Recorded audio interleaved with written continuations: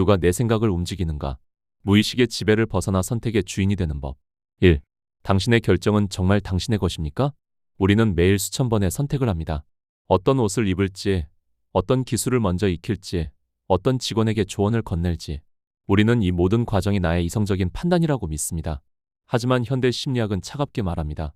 당신의 생각 중 90% 이상은 당신이 직접 만든 것이 아니다. 우리는 주변의 환경, 미디어의 선동, 타인의 시선, 그리고 유아기부터 쌓여온 고정관념이라는 실에 묶여 움직이는 마리오네트와 같습니다. 남들이 다 하니까, 요즘 이게 유행이라니까 라는 말 뒤에 숨어 우리는 자신의 생각을 타인에게 내어주고 있습니다. 리더로서 가장 먼저 해야 할 일은 내 생각에 실을 쥐고 있는 보이지 않는 손의 정체를 파악하는 것입니다. 2. 교묘한 조종자, 프레임과 앵커링. 우리의 생각을 움직이는 가장 강력한 도구는 프레임 틀입니다. 질문 하나가 사람의 결론을 바꿉니다. 입펌하실래요? 라고 물으면 뇌는 예 아니오를 고민합니다. 고객님의 얼굴형에는 볼륨펌이 나을까요? 아니면 에스컬펌이 더 세련되어 보일까요? 라고 묻는 순간 뇌는 이미 시술을 한다는 전제하에 종류를 고르기 시작합니다. 이것은 사기가 아니라 설계입니다. 고객이 최선의 선택을 하도록 돕는 긍정적인 가이드입니다. 반대로 리더인 원장님 역시 누군가가 짜놓은 프레임에 갇혀 있지는 않은지 돌아봐야 합니다. 경기가 안 좋아서 매출이 안 나온다. 는 프레임에 갇히면 탈출구는 보이지 않습니다. 그 프레임을 깨고 이런 불황에도 잘 되는 곳은 왜 그럴까? 라는 새로운 질문을 던지는 것이 내 생각을 되찾는 첫걸음입니다. 3. 사회적 증거의 함정, 군중이라는 이름의 조종자. 인간은 본능적으로 무리해서 이탈하는 것을 두려워합니다. 남들이 다 가는 식당에 줄을 서고 리뷰가 많은 제품을 고르는 것은 실패를 피하려는 생존 본능입니다. 하지만 리더는 군중의 뒤를 쫓는 사람이 아니라 군중이 따라오게 만드는 사람입니다. 직원들이 원래 미용실은 다 이래요 라고 말할 때 그것은 집단 사고에 조종당하고 있다는 증거입니다. 모두가 그렇게 생각한다면 그것은 아무도 생각하지 않고 있다는 뜻이다 라는 경고를 기억하십시오. 내 생각을 움직이는 것이 다수의 의견이 아닌 나만의 철학이 될 때 비로소 시장을 리드하는 독보적인 브랜드가 탄생합니다. 4. 감정이라는 리모컨, 공포와 욕망. 우리의 생각을 가장 쉽게 흔드는 것은 감정입니다. 특히 공포와 욕망은 우리 뇌의 판단 기능을 마비시킵니다. 이 기회를 놓치면 큰일 난다. 는 공포 마케팅. 이것만 하면 당신도 억대 연봉자가 된다. 는 헛된 욕망. 리더는 자신의 감정을 리모컨처럼 조종하려는 외부 자극에 민감해야 합니다. 화가 치밀어 오를 때 내뱉는 말은 내 생각이 아니라 분노라는 괴물이 내 입을 빌려하는 말입니다. 감정이 요동칠 때 즉각적인 결정을 내리지 마십시오. 숨을 고르고 지금 누가 내 생각을 움직이려 하는가? 라고 묻는 찰나의 여유가 당신의 권위를 지켜줍니다. 5. 보이지 않는 가스라이팅, 내부의 적, 고정관념. 가장 무서운 조종자는 외부에 있지 않습니다. 바로 내 마음속에 뿌리 박힌 고정관념입니다. 나는 나이가 많아서 새로운 시스템은 못 배워. 요즘 애들은 끈기가 없어. 같은 생각들은 나의 가능성을 가로막는 스스로에 대한 가스라이팅입니다. 이 생각들은 과거의 경험이나 타인의 평가가 빚어낸 허상일 뿐입니다. 19년의 경력이 자산이 되려면 고정관념이라는 감옥에 갇히지 않아야 합니다. 내 생각을 지배하는 낡은 관념들을 하나씩 끄집어내어 이것이 정말 사실인가? 라고 질문하십시오. 낡은 생각을 버려야 새로운 통찰이 들어올 자리가 생깁니다. 6. 주도권을 되찾는 법, 메타인지와 질문의 힘. 내 생각의 주인이 되는 유일한 방법은 메타인지 자신을 객관적으로 바라보는 능력을 키우는 것입니다. 내가 왜 이런 생각을 하는지, 이 감정의 뿌리는 어디인지 제3자의 눈으로 관찰하십시오. 나는 지금 누구의 목소리를 대변하고 있는가? 이 결정은 나의 본질적 가치와 일치하는가? 상황이 나를 밀어붙이는가? 아니면 내가 상황을 이끄는가? 매일 아침 침묵 속에서 자신에게 던지는 이 날카로운 질문들이 타인에게 넘겨주었던 생각의 조종관을 다시 내 손으로 가져오게 합니다. 질문하는 사람만이 조종당하지 않습니다. 7. 결론, 당신의 생각은 당신의 인생을 만듭니다. 원장님, 19년 동안 원장님이 일궈온 성공은 남들의 생각을 무비판적으로 따른 결과가 아닐 것입니다. 오히려 세상의 상식에 반문하고 원장님만의 길을 고집했기에 가능했던 일입니다. 누가 당신의 생각을 움직이게 두지 마십시오. 당신의 뇌를 타인의 쓰레기장으로 내주지 마십시오. 맑고 단단한 당신만의 생각으로 매장을 채우고 제자들을 이끄십시오. 리더가 깨어있으면 조직 전체가 깨어납니다. 당신이 생각의 주인이 될 때 비로소 세상은 당신이 설계한 대로 움직이기 시작할 것입니다. 오늘 하루 당신의 머릿속에 들어오는 모든 생각의 출처를 확인하는 승리자가 되십시오. 목적이 이끄는 삶. 당신은 우연히 태어난 존재가 아니다. 1. 시작점에 대전환. 모든 것은 당신으로부터 시작되지 않는다. 인생의 목적에 대한 탐구는 나는 누구인가? 나는 무엇을 원하는가? 라는 질문에서 시작해서는 안 됩니다. 저자는 인생의 목적을 찾기 위한 모든 노력의 실패 원인이 바로 자기중심성에 있다고 단언합니다. 인생의 목적은 당신의 개인적인 성취나 행복, 평안보다 훨씬 더 큰 개념입니다. 우리가 이 땅에 존재하는 이유는 우리 자신의 결정이 아니라 우리를 만든 창조주의 의도 속에 있습니다. 발명품의 용도를 알려면 발명가에게 물어야 하듯 인생의 목적을 알기 위해서는 우리를 설계한 존재의 목적에 귀를 기울여야 합니다. 따라서 삶의 진정한 의미는 나를 바라보는 것이 아니라 나를 향한 창조적 기도를 발견하는 데서 시작됩니다.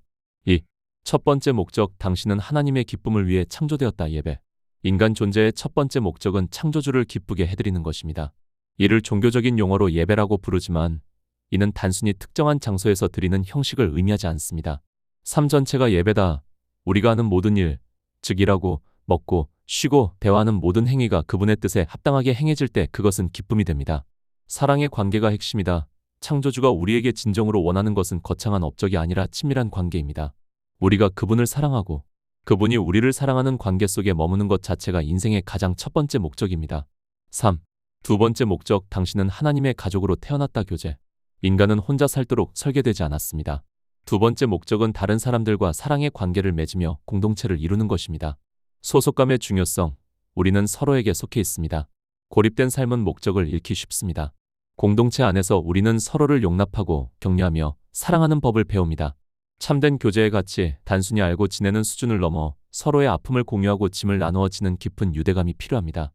공동체는 우리가 성숙해지기 위한 필수적인 환경이며 사랑을 실천하는 훈련장입니다. 타인을 사랑하는 법을 배우는 것, 그것이 우리가 이 땅에 존재하는 이유 중 하나입니다. 4. 세 번째 목적, 당신은 그리스도를 닮도록 창조되었다. 성숙.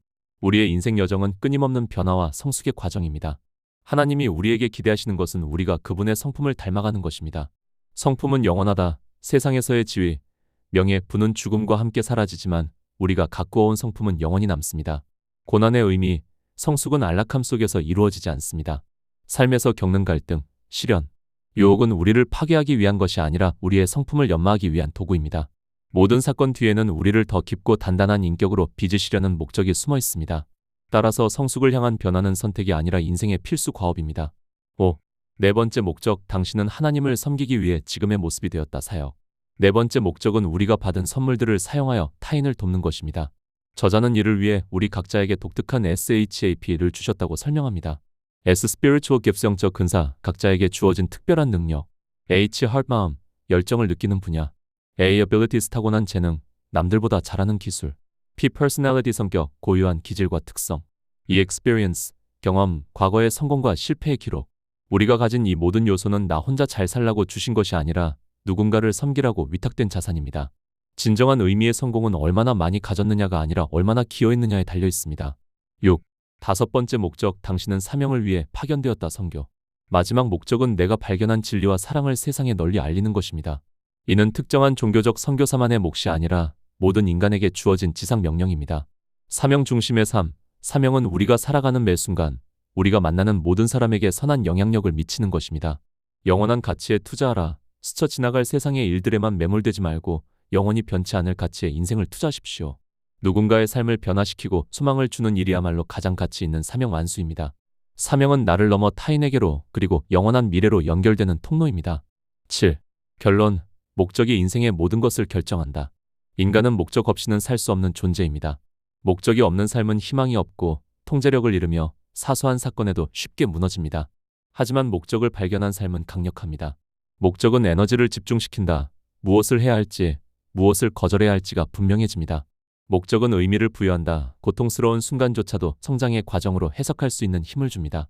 목적은 영혼을 준비하게 한다.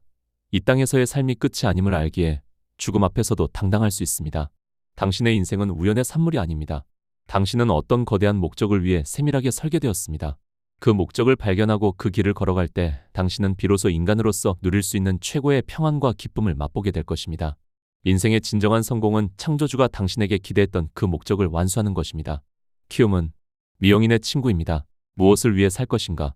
존재의 이유가 인생의 경로를 결정한다. 1. 길을 잃은 시대, 목적이라는 나침반. 우리는 참으로 분주한 시대를 살고 있습니다. 아침에 눈을 뜨자마자 쏟아지는 정보를 처리하고 예약 장부를 확인하며 남들보다 뒤처지지 않기 위해 새로운 기술을 익힙니다. 하지만 가끔 거울 앞에 홀로 섰을 때 혹은 퇴근길 차창에 비친 자신의 지친 얼굴을 마주할 때 가슴 한구석에서 서늘한 질문이 올라옵니다. 나는 지금 무엇을 위해 이토록 치열하게 달리고 있는가? 많은 사람이 어떻게 하여 살 것인가에는 필사적입니다. 어떻게 하면 매출을 올릴지, 어떻게 하면 더 예쁜 디자인을 뽑아낼지 고민합니다. 그러나 정작 왜 와에 살 것인가라는 질문 앞에서는 말문이 막힙니다. 목적 없는 열정은 연료만 낭비하는 공회전과 같습니다. 무엇을 위해 살 것인가? 라는 질문에 답을 내리지 못한 인생은 아무리 화려한 기술을 가졌어도 결국 허물하는 막다른 골목에 다다르게 됩니다. 이 나를 넘어선 가치, 이기심에서 이타심으로의 도약. 우리는 흔히 나의 행복을 위해 산다고 말합니다. 좋은 차를 타고 넓은 집에 살며 남들에게 부러움을 사는 성공을 꿈꿉니다. 하지만 심리학과 철학이 공통으로 말하는 진리는 하나입니다. 인간은 오직 자신만을 위해 살 때 가장 불행해진다. 는 것입니다. 진정한 삶의 목적은 언제나 나라는 울타리를 넘어 타인과 세상을 향해 뻗어나갈 때 발견됩니다. 미용사로서 당신이 가위를 잡는 이유가 단지 통장 잔고를 채우기 위해서라면 당신은 평생 노동의 노예로 살 것입니다. 하지만 당신의 이유가 누군가의 무너진 자존감을 세워주는 일이고 거울 앞에서 소외되었던 한 사람의 아름다움을 찾아주는 일이라면 당신의 노동은 숭고한 사역이 됩니다. 무엇을 위해 살 것인가에 대한 첫 번째 답은 나의 재능이 타인의 필요와 만나는 지점에서 찾아야 합니다. 3. 성장의 기쁨. 어제보다 더 나은 인간이 되는 과정. 우리는 완벽해지기 위해서가 아니라 성장하기 위해 삽니다. 칸트가 말했듯 인간은 도구가 아니라 그 자체로 목적입니다. 우리가 매일 기술을 연마하고 책을 읽는 이유는 더 많은 돈을 벌기 위한 수단이 되기 위해서가 아닙니다. 바로 어제의 나보다 더 지혜롭고 더 따뜻하며 더 단단한 인격을 가진 나로 진화하기 위해서입니다. 성장은 결과가 아니라 과정입니다. 슬럼프에 빠져 괴로워할 때 우리는 그 고통을 통해 인내를 배웁니다. 직원의 배신에 상처받을 때 우리는 그 아픔을 통해 용서와 포용을 배웁니다. 인생의 목적을 완성이 아닌 성장에 두는 사람은 결코 실패하지 않습니다. 모든 사건은 나를 빚어가는 조각가의 손길이 되기 때문입니다. 당신은 오늘 어떤 성장을 위해 살고 있습니까? 4. 사랑의 실천, 관계 속에 흐르는 영원한 가치. 죽음의 문턱에 선 사람들이 공통으로 후회하는 것은 돈을 더 벌지 못했다가 아니라 더 많이 사랑하지 못했다는 것입니다. 결국 무엇을 위해 살 것인가? 왜 종착역은 사랑입니다. 미용실이라는 공간은 사랑을 실천하기에 더없이 완벽한 장소입니다. 고객의 젖은 머리카락을 말려주는 손길에 정성을 담는 것. 후배의 서툰 가위질을 묵묵히 기다려주는 인내. 원장님의 엄한 꾸중 뒤에 숨겨진 제자를 향한 애정. 이 모든 것이 사랑의 변주곡입니다. 우리가 남긴 매출 전표는 사라지지만 우리가 누군가에게 주었던 따뜻한 온기는 그 사람의 기억 속에 영원히 남습니다. 영원히 남을 가치, 즉 사랑을 위해 사는 인생은 결코 후회가 없습니다. 5. 소명의 발견, 당신만이 할 수 있는 일을 하라. 릭 워렌이 목적 이끄는 삶에서 말했듯 당신은 우연히 태어난 존재가 아닙니다. 당신이 가진 독특한 성격, 당신이 겪어온 아픈 과거, 당신만이 가진 특별한 손기술은 모두 어떤 목적을 위해 세밀하게 설계된 것입니다. 당신의 고난은 누군가에게 위로가 되는 약재가 되고 당신의 성공은 누군가에게 희망이 되는 등불이 됩니다. 세상에는 당신만이 치유할 수 있는 사람이 있고 당신의 목소리로만 깨어날 영혼이 있습니다. 그 소명을 발견하고 응답하는 것, 그것이 인생의 가장 짜릿한 목적입니다. 나는 왜 이 일을 하는가? 라는 물음에 가슴 떨리는 확신으로 답할 수 있을 때 당신은 비로소 진짜 인생을 살기 시작하는 것입니다. 6. 흔적을 남기는 삶, 당신이 떠난 뒤의 세상. 무엇을 위해 살 것인가에 대한 마지막 질문은 이것입니다. 내가 이 세상에 오기 전보다 내가 떠난 뒤의 세상이 조금이라도 더 아름다워졌는가? 우리는 모두 인생이라는 도화지에 각자의 흔적을 남깁니다. 어떤 이는 탐욕의 흔적을, 어떤 이는 시기의 흔적을 남기지만 위대한 리더는 성장의 길을 남깁니다. 당신을 거쳐간 제자들이 훌륭한 디자이너가 되어 또 다른 제자를 키우고 당신에게 머리를 맡긴 고객들이 자신감을 얻어 세상으로 나갈 때 당신의 인생은 당신의 생애보다 훨씬 더 길게 연장됩니다. 가치 있는 흔적을 남기는 삶, 그것이 우리가 추구해야 할 최고의 명예입니다. 7. 결론, 목적이 당신을 이끌게 하라. 원장님, 그리고 이 길을 걷는 동료 여러분. 무엇을 위해 살 것인가? 라는 질문은 단 한 번의 대답으로 끝나는 것이 아닙니다. 매일 아침 거울을 보며 매 순간 가위를 잡으며 다시 물어야 할 생생한 화두입니다.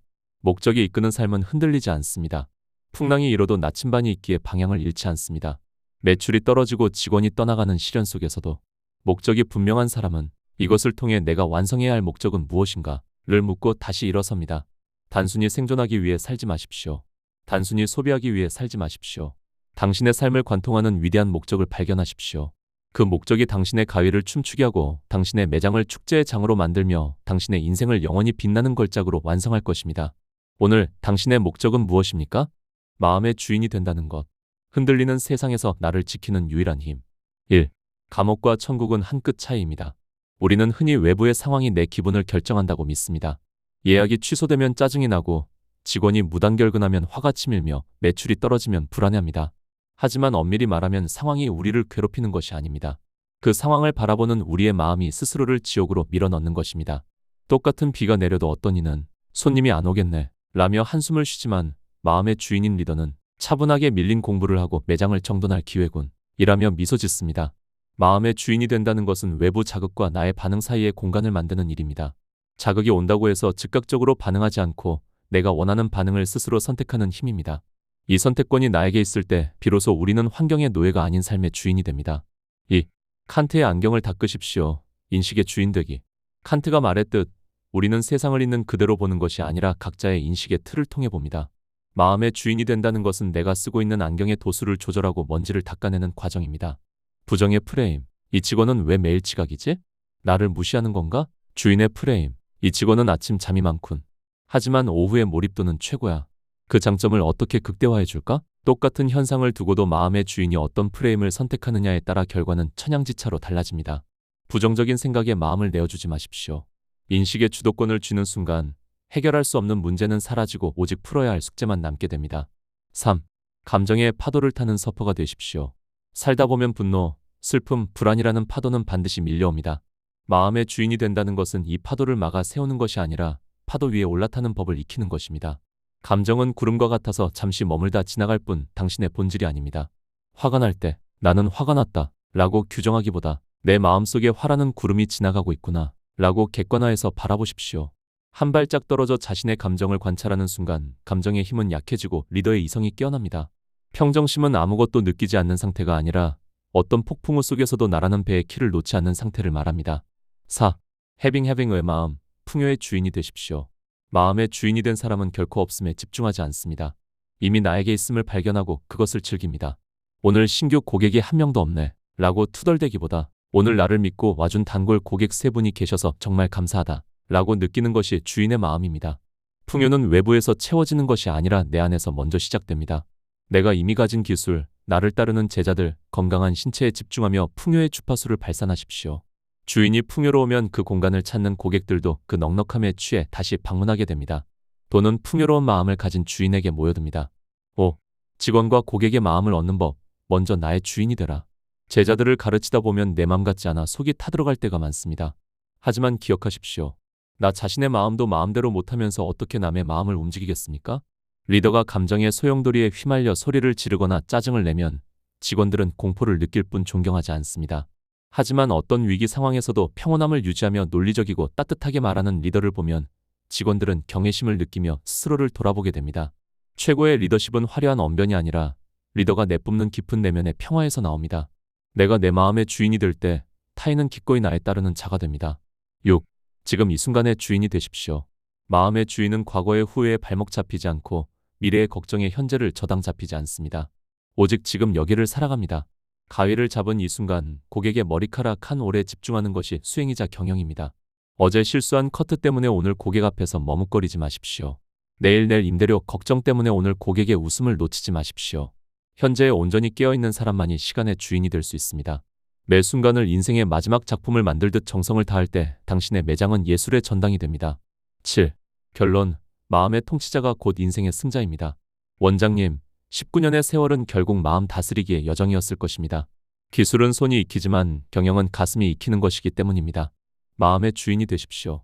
당신이 마음의 주권을 선포하는 순간 당신을 괴롭히던 환경은 당신을 돕는 조력자로 변할 것입니다. 당신의 평온한 미소가 매장의 공기를 바꾸고 당신의 단단한 중심이 제자들의 이정표가 될 것입니다.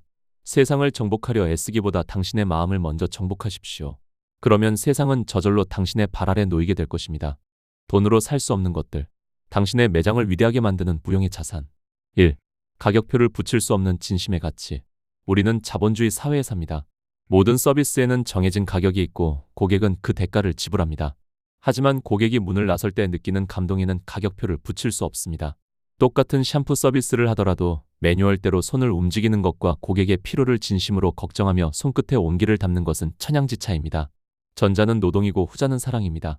고객은 영리합니다. 돈으로 산 서비스인지 돈으로 살 수 없는 진심을 선물 받은 것인지 단번에 알아챕니다. 진심은 거래되는 품목이 아닙니다. 그것은 리더의 철학에서 우러나와 직원의 손끝으로 흐르는 보이지 않는 향기입니다. 2. 19년의 세월이 증명하는 신뢰라는 자본. 돈으로 광고를 할 수는 있지만 돈으로 신뢰를 살 수는 없습니다. 신뢰는 시간이 흐르며 켜켜이 쌓이는 퇴적물과 같습니다. 원장님이 19년 동안 한자리를 지키며 쌓아온 신뢰는 경쟁 매장이 수억 원의 인테리어 비용을 들여도 결코 따라잡을 수 없는 강력한 해자못입니다. 고객이 눈을 감고 자신의 머리를 맡길 수 있는 믿음, 직원이 원장님의 뒷모습을 보며 자신의 미래를 거는 확신. 이 신뢰는 오직 정직과 성실 그리고 변치 않는 원칙을 통해서만 획득되는 고귀한 자산입니다. 돈으로 살 수 없는 신뢰를 가진 매장은 불황이라는 단어를 모릅니다. 3. 돈으로 고용할 수 없는 충성심과 열정. 높은 연봉으로 유능한 직원을 데려올 수는 있습니다. 하지만 그 직원의 영혼까지 살 수는 없습니다. 진정한 열정은 돈에 반응하는 것이 아니라 의미에 반응합니다. 돈을 위해 일하는 직원, 월급만큼만 움직이며 더 높은 급여를 제안받으면 즉시 떠납니다. 의미를 위해 일하는 직원, 원장님의 철학에 공감하고 자신의 성장에 가치를 두며 매장의 성공을 자신의 성공으로 여깁니다. 이런 충성심은 리더가 평소에 보여준 인격과 배려 그리고 비전 제시를 통해서만 얻을 수 있는 마음의 거래 결과물입니다. 돈으로 살 수 없는 직원들의 열정이야말로 매장을 살리는 최고의 엔진입니다. 4. 공간에 흐르는 품격은 인테리어 비용과 비례하지 않는다. 값비싼 수입 가구와 화려한 조명이 매장의 품격을 결정한다고 믿는 것은 오산입니다. 매장의 진짜 품격은 그 공간을 채우고 있는 사람들의 언어와 태도에서 나옵니다. 서로를 존중하는 직원들 간의 대화, 고객을 대하는 정중한 몸가짐, 보이지 않는 곳까지 청결하게 유지하는 정성. 이런 것들은 돈으로 발주할 수 있는 항목이 아닙니다. 그것은 리더가 추구하는 삶의 태도가 공간 전체에 스며든 결과입니다. 품격은 돈으로 치장하는 것이 아니라 내면에서 배어나오는 빛입니다.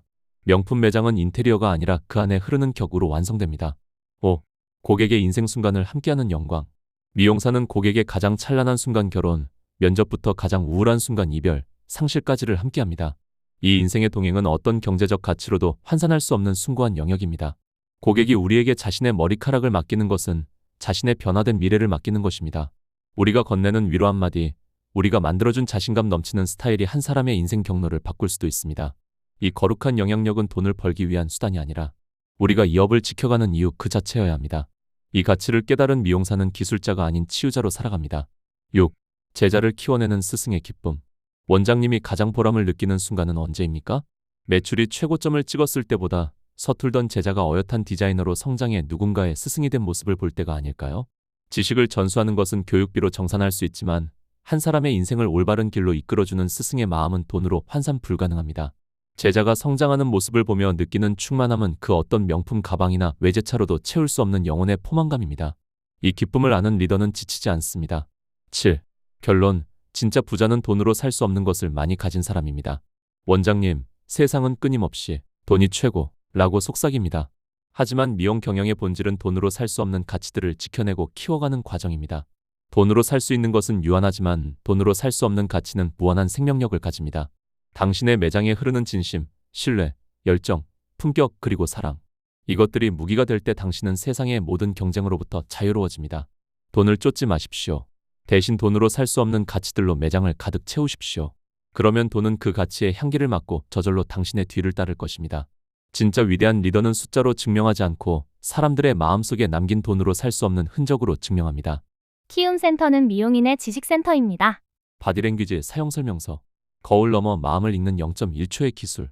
1. 입은 거짓말을 해도 몸은 진실을 말한다.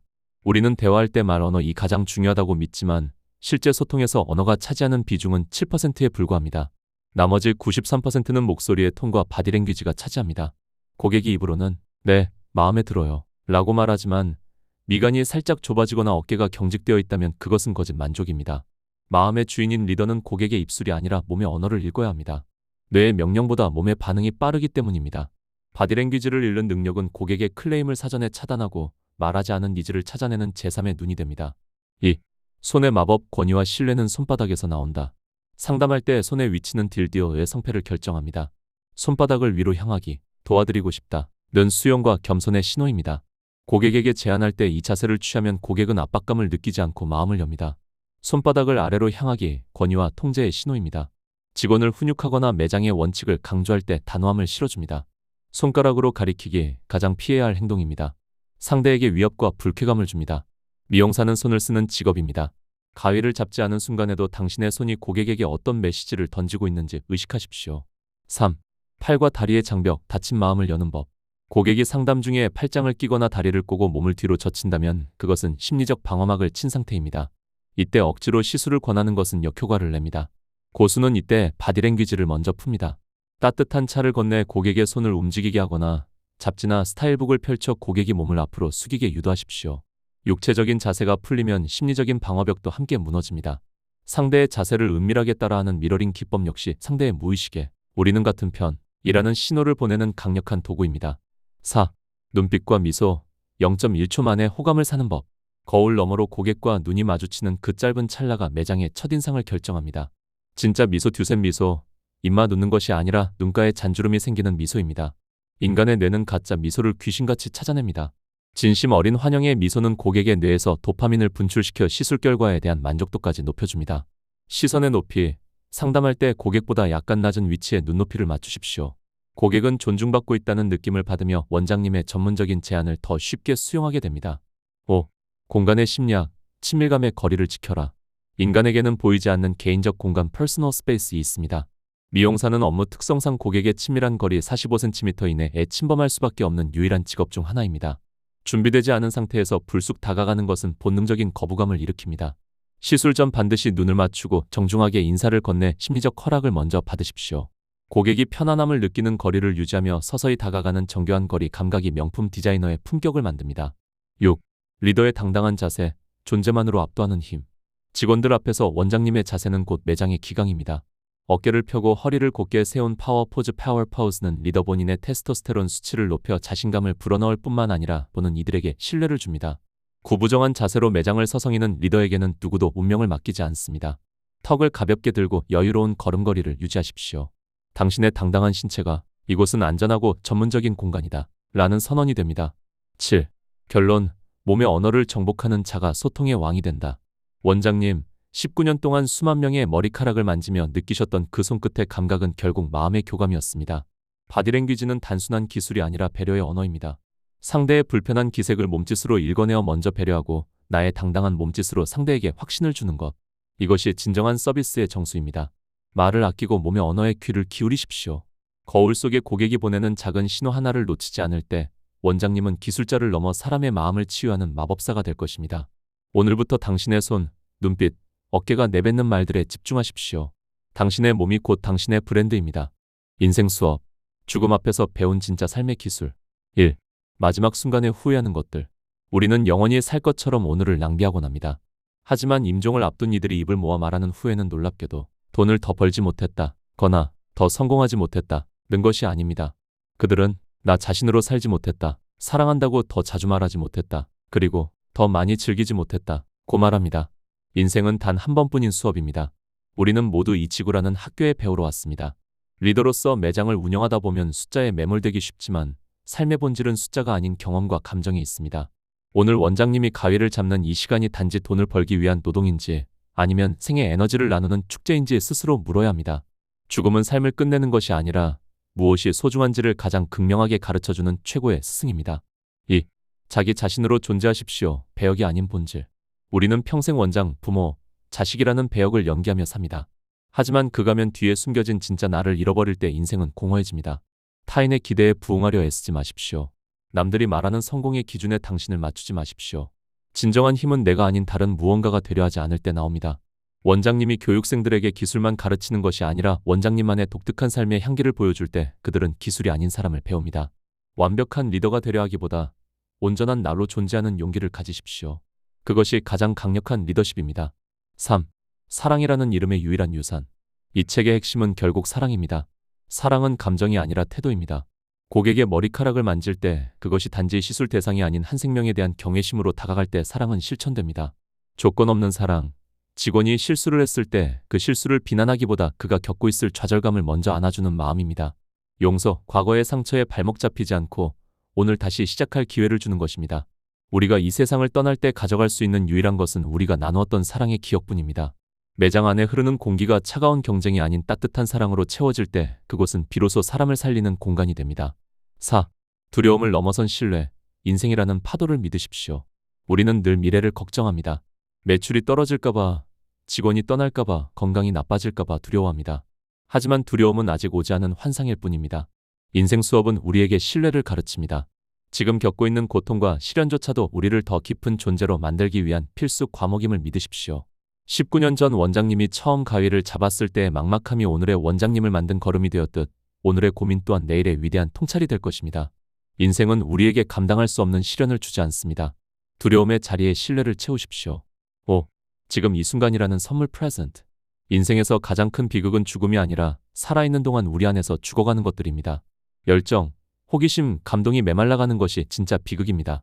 어제에 머물러 후회하지 마십시오. 내일의 걱정에 오늘을 저당 잡히지 마십시오. 지금 고객의 머리카락이 손가락 사이로 흐르는 그 감촉, 가위가 부딪히는 소리, 제자와 나누는 짧은 대화 속에 온 우주가 담겨 있습니다. 지금 이 순간에 온전히 깨어있는 사람만이 삶의 진미를 맛볼 수 있습니다. 오늘 하루가 당신 인생의 마지막 날이라 해도 당신은 그렇게 화를 내고 그렇게 서두르겠습니까? 매 순간을 마지막처럼 귀하게 여기십시오. 6. 상실의 수업, 잃어버림을 통해 얻는 것들. 살다 보면 소중한 사람을 잃기도 하고 믿었던 이에게 배신당하기도 하며 건강을 잃기도 합니다. 이 책은 상실을 비워냄의 과정으로 설명합니다. 그릇이 비워져야 새로운 것을 담을 수 있듯 인생의 상실은 우리를 더 겸손하고 깊은 존재로 만듭니다. 직원이 떠나가는 상실 속에서 진정한 리더십의 의미를 배우고 실패를 통해 성공의 소중함을 배웁니다. 잃어버린 것에 집착하기보다 그 빈자리에 새롭게 피어날 가능성을 바라보십시오. 비워진 가슴에는 더 큰 자비와 지혜가 들어앉게 됩니다. 7. 결론, 행복은 선택입니다. 행복은 상황이 좋아지면 찾아오는 보너스가 아닙니다. 행복은 어떤 상황에서도 내가 행복하기로 결정할 때 생겨나는 것입니다. 원장님, 19년의 시간 동안 수많은 파도를 넘으며 여기까지 오셨습니다. 이제는 증명하려 애쓰기보다 누리는 삶을 사십시오. 당신이 행복할 때 당신의 매장이 행복하고 당신이 평온할 때 제자들의 삶이 평온해집니다. 인생 수업의 마지막 페이지에는 이렇게 적혀 있습니다. 삶을 사랑하십시오. 그리고 당신 자신을 사랑하십시오. 당신의 존재 자체가 이미 누군가에게는 희망이고 위로입니다. 오늘 하루 가위를 든 당신의 손길에 사랑과 감사를 담으십시오. 그것이 당신이 이 땅에서 완수해야 할 가장 아름다운 수업입니다. 키움은 미용인의 희망이 되겠습니다. 돈이 되는 말의 법칙. 상대를 매혹하고 행동하게 만드는 PASONA의 비밀. 1. 말은 에너지를 담는 그릇입니다. 돈이 되는 말은 화려한 수사학이 아닙니다. 상대의 고통에 공감하고 그 해결책을 제시하는 에너지입니다. 많은 디자이너가 자신의 기술을 자랑하는데 급급하지만 고객은 당신의 기술에 관심이 없습니다. 고객은 오직 이 사람이 내 고민을 해결해 줄 수 있는가? 에만 집중합니다. 말 한마디로 매출을 바꾸는 리더는 자신의 언어를 고객의 관점으로 180도 전환한 사람입니다. 우리는 이 펌을 잘합니다. 가 아니라 고객님이 매일 아침 드라이기로 씨름하는 15분을 단 3분으로 줄여드리겠습니다. 라고 말하십시오. 이익 베네핏을 말하는 순간 당신의 언어는 비로소 돈이 되는 가치를 갖게 됩니다. 2. 설득의 황금 공식, PASONA 법칙. 칸다 마사노리가 제안하는 가장 강력한 설득 모델인 PASONA 법칙을 미용 현장에 대입해 보겠습니다. 이 흐름을 따라가는 것만으로도 상담 성공률은 비약적으로 높아집니다. P 문제, 고객이 직면한 고통을 구체적으로 짚어주십시오.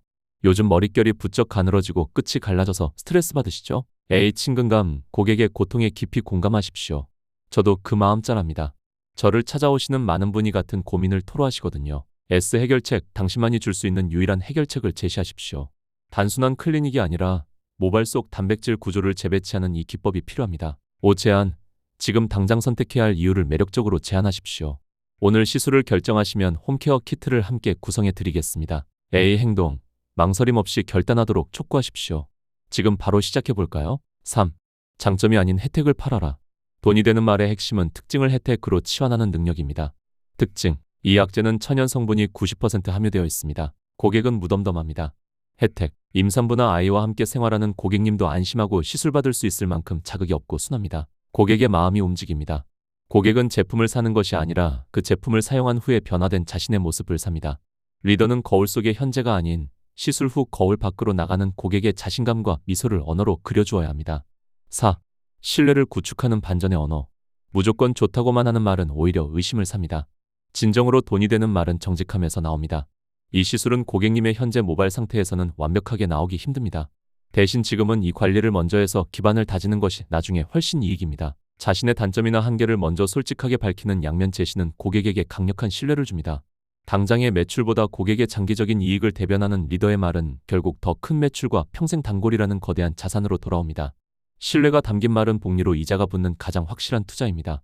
5. 거절할 수 없는 제안의 기술, 위험을 제거하라. 고객이 결정을 망설이는 가장 큰 이유는 실패에 대한 두려움입니다. 돈이 되는 말은 이 두려움을 제거해주는 확신의 언어입니다. 만약 일주일 뒤에 손질이 불편하시다면 무조건 다시 방문해주세요. 제가 끝까지 책임지고 마음에 쏙 들게 조정해드리겠습니다. 이 책임 보상의 말 한마디는 고객의 구매 장벽을 완전히 무너뜨립니다. 리더는 자신이 제공하는 가치에 대해 100% 책임을 지겠다는 선포를 해야 합니다. 그 당당함이 고객으로 하여금 기꺼이 지갑을 열게 만드는 최고의 마케팅입니다. 6. 질문으로 주도권을 주는 질문의 법칙. 설득은 내가 말을 많이 하는 것이 아닙니다. 상대로 하여금 말을 하게 만드는 것입니다. 어떤 스타일이 마음에 드세요? 라는 막연한 질문보다 지난번에 하셨던 스타일에서 가장 불편했던 점은 무엇이었나요? 라는 질문이 훨씬 강력합니다. 질문은 고객의 잠재의식을 자극합니다. 고객이 자신의 입으로 불편함을 말하게 하고 원장님이 그에 대한 답을 제시할 때 그 말은 팔기 위한 말이 아니라 도와주기 위한 말로 변모합니다. 돈은 파는 사람의 입이 아니라 사는 사람의 욕구를 끄집어내는 질문에서 나옵니다. 7. 결론. 말의 품격이 부의 크기를 결정합니다. 원장님, 19년의 내공이 담긴 말 한마디는 그 어떤 광고보다 강력합니다. 돈이 되는 말은 단순히 돈을 쫓는 언어가 아닙니다. 상대의 고통을 해결하고 삶의 질을 높여주겠다는 리더의 소명의식이 담긴 언어입니다. 말을 아끼되 한마디를 내뱉을 때 그 안에 진심과 전략을 담으십시오. 당신의 말이 고객의 가슴에 닿아 행동을 이끌어낼 때 매출은 결과로서 따라오는 보너스일 뿐입니다. 오늘 원장님의 입술에서 나가는 모든 단어가 누군가에게는 희망이 되고 매장에는 풍요의 씨앗이 되기를 응원합니다. 살기 위해 아픈 거야. 고통이라는 이름의 축복, 성장의 성장통. 1. 통증은 생존의 신호이자 진화의 전주곡이다. 우리 몸에 상처가 나면 통증이 느껴집니다. 사람들은 그 통증을 싫어하고 피하려 하지만 사실 통증이 없다면 우리는 상처가 난 줄도 모르고 죽음에 이를 것입니다. 마음과 인생의 아픔도 마찬가지입니다. 미용사로서 기술이 늘지 않아 괴롭고 손님과의 관계에서 상처받으며 리더로서 고독함에 몸서리치는 그 모든 아픔은 역설적으로 당신이 지금 치열하게 살아있으며 더 나은 단계로 나아가려 꿈틀대고 있다는 가장 확실한 증거입니다. 아프지 않다면 당신은 정체된 것입니다. 살기 위해 아픈 것입니다. 그 아픔을 거부하지 말고 당신을 깨우는 생명의 박동으로 받아들이십시오. 원장님의 지금까지의 삶은 매끄러운 평탄대로가 아니었을 것입니다. 손가락 마디마디에 굳은 살이 박이고 어깨가 무너질 듯한 통증 속에서도 가위를 놓지 않았던 그 시간들이 오늘의 원장님을 만들었습니다. 성장은 계단식으로 이루어집니다. 아무리 노력해도 제자리 걸음인 것 같은 평지의 구간에서 우리는 가장 큰 아픔을 느낍니다. 하지만 기억하십시오. 그 평지는 멈춰있는 시간이 아니라 다음 계단으로 뛰어오르기 위해 에너지를 응축하는 시간입니다. 뼈가 자랄 때 성장통이 있듯 실력이 자랄 때도 반드시 영혼의 통증이 수반됩니다. 고통의 무게는 당신이 올라갈 계단의 높이와 비례합니다. 3. 배신과 상처, 사람을 남기기 위한 필수 과목. 제자들을 키우며 겪는 배신의 아픔은 리더에게 가장 가혹한 고통입니다. 믿었던 이가 떠나고 진심이 왜곡될 때 리더는 마음의 문을 닫고 싶어집니다. 하지만 원장님은 말합니다. 그 아픔이 있어야 비로소 진짜 사람을 보는 눈이 생긴다. 그 말입니다. 상처받지 않으려고 담장을 높이 쌓으면 사람을 얻을 수 없습니다. 아픔을 겪어본 리더만이 타인의 슬픔에 공감할 수 있고 그 공감이 바로 사람을 남기는 리더십의 본질이 됩니다. 당신을 아프게 한 그 사람이 사실은 당신을 더 큰 품을 가진 거인으로 만들기 위해 보내진 스승이었음을 깨닫는 순간 아픔은 감사가 됩니다. 4. 불광불급, 미치도록 아파야 도달한다. 무언가에 미치지 않고는 목표에 도달할 수 없습니다. 그리고 무언가에 미친다는 것은 필연적으로 고통을 수반합니다. 남들 잘 때 연습하고 남들 놀 때 책을 읽으며 남들이 포기할 때 한 번 더 도전하는 삶은 아픕니다. 하지만 그 자발적 고통을 선택한 자만이 평범함이라는 늪에서 탈출할 수 있습니다. 세상은 편안함을 추구하라고 유혹하지만 편안함은 서서히 당신을 죽이는 독약입니다. 불편함을 즐기십시오. 근육이 찢어지는 아픔 뒤에 단단한 근육이 생기듯 정신의 한계를 몰아붙이는 아픔 뒤에 압도적인 전문성이 탄생합니다. 아픔은 당신이 평범함의 경계를 넘어서고 있다는 훈장입니다. 5. 거절과 실패, 시장이 당신에게 던지는 질문. 고객이 당신을 거절하고 매출이 바닥을 칠 때 느끼는 그 비참한 아픔을 기억하십시오. 그것은 세상이 당신에게 너는 정말 이 길을 갈 자격이 있는가? 라고 묻는 시험지입니다. 실패의 아픔에 주저앉는 사람은 거기까지가 한계입니다. 하지만 그 아픔을 분석하고 무엇이 부족했나를 치열하게 고민하는 사람은 실패를 성공의 밑거름으로 바꿉니다. 딜의 현장에서 겪는 거절의 아픔은 당신의 제안을 더 날카롭게 재련해줍니다. 아픔은 당신의 전략을 수정하게 하고 당신의 진심을 재점검하게 만드는 가장 정직한 피드백입니다. 6. 치유의 리더십, 아파본 자만이 치유할 수 있다. 아픔은 리더의 언어에 무게를 실어줍니다. 힘들지? 나도 그랬어. 그런데 그게 다 살려고 아픈 거더라. 는 한마디는 100마디 이론보다 강한 치유력을 갖습니다. 리더의 아픔은 사유화되지 않고 공공의 자산이 됩니다. 당신의 아픔이 누군가에게는 다시 일어설 용기가 되고 누군가에게는 살아갈 이유가 됩니다. 당신은 아픔을 통해 비로소 타인의 생명을 살리는 진정한 스승이 됩니다. 7. 결론, 이제 아픔을 사랑하십시오. 원장님, 이 책 살기 위해 아픈 거야 왜 마지막 장은 결국 희망입니다. 지금 이 순간에도 가위 끝에 무게에 절망하고 사람 사이의 관계에 눈물 짓는 모든 미용인에게 말해주십시오. 아파도 괜찮다. 아니, 아파야 한다. 그것이 내가 무너지지 않고 살아남아 위대한 결실을 맺기 위한 우주의 섭니다. 아픔을 피하지 말고 정면으로 응시하십시오. 그 고통의 터널을 끝까지 통과한 사람만이 볼 수 있는 눈부신 무지개가 기다리고 있습니다. 원장님의 19년이 증명하듯 아픔은 우리를 죽이지 못합니다. 오히려 우리를 더 강하게, 더 깊게, 더 아름답게 만듭니다. 당신은 살기 위해 아픈 것입니다. 그리고 그 아픔 끝에 당신은 반드시 승리할 것입니다.